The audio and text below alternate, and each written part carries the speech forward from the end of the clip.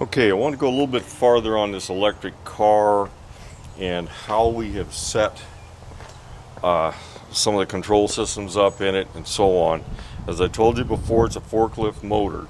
Now the forklift motor it's a good motor, but it is a bit overweight. Weighs about 250 pounds, which is about 100 pounds more than you can buy a similar sized motor that's made for electric cars. So there's some kind of a hit there. If you look right here, you'll see there's a control box. This is a DC control box. I'm taking DC and pulse width modulating it for the throttle. This is not an AC system. I don't have the money for an AC system. So there is somewhat of a hit on these things because of the brush motors. They're not quite as efficient, I'm told. By the way, I don't have all the answers on this thing. I'm still looking for a lot of them. Things that I've done to make this thing work, the 20 batteries that are in this thing are golf cart batteries. They're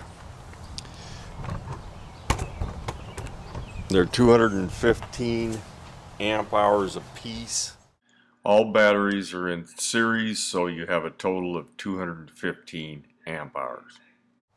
I don't seem to be able to drain those down much more than about half. And I'm not sure why that happens, but I do have some spreadsheets on this thing and how many amp hours I've used and so on. But the range on these things is, it's pretty much dependent on how many amp hours you can pack of the batteries and how many you can efficiently get out. I've looked at the electric motor. I've measured the temperature rise on it when it's running. I don't think it's losing much on the electric motor. I don't think there's a lot of efficiency losses there because the motor never reaches over 105 degrees. I haven't done it real hot outside temperatures, but at an 80-degree day it still never gets over about 105. So I don't think there's a lot of losses there.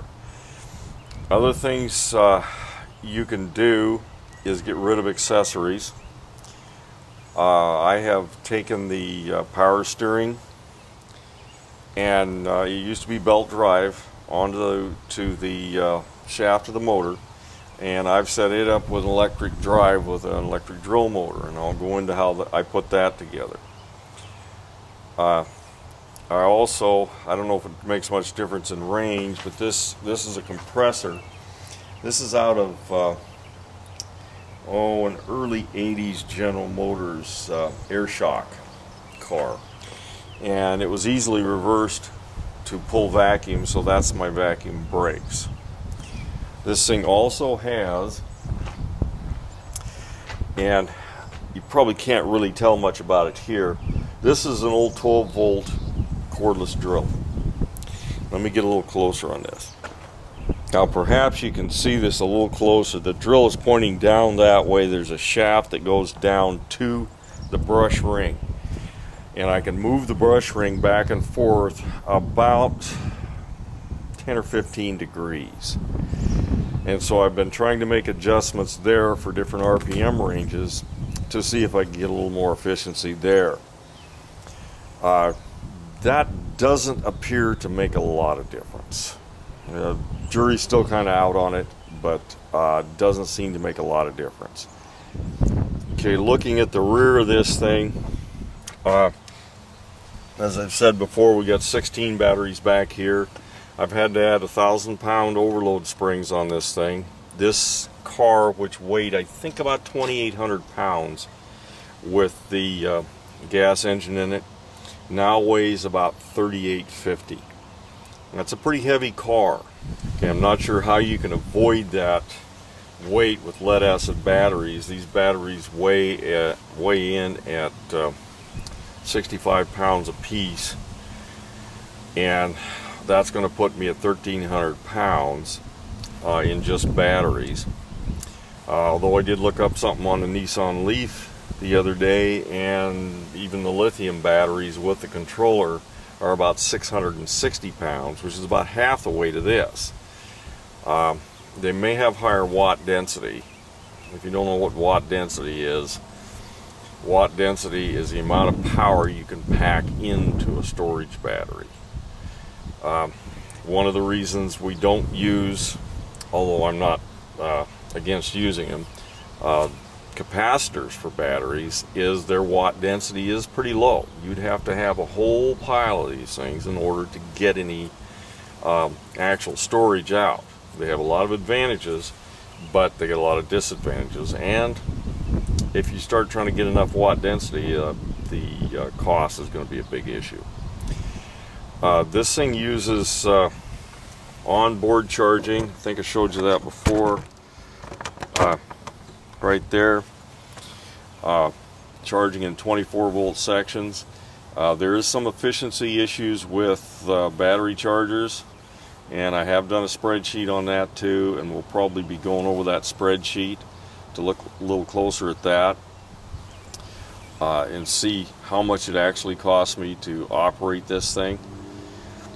The numbers that I originally came up with for how many watts this thing should take per mile, I did some calculations with a small car and using gasoline, 30 miles to the gallon, and the efficiency losses of the gasoline engine and so on, and I came up with about 300 watts per mile.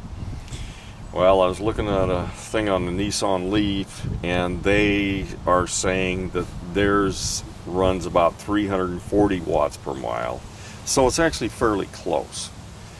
I'm not sure I could hold the 300 watts per mile on most runs. Most of my runs run a little more than that, maybe 325 to 350. And that's where we're getting this range of 30 to 35 miles. It's summer now, and I am going to take this thing on a test run, and I'm going to see if I can get my batteries charged up and make a specific test run on it and see what the actual is going to be in warm weather. I've done it in cooler weather where it was 35-40 degrees, and I ended up with right around 30 miles. And we'll see if the warmer temperature makes a difference on the range, and I'll be trying other things to increase range on this thing, and we'll see how we do. But that's where we're at right now, and I'll start talking about more specific things as we go along.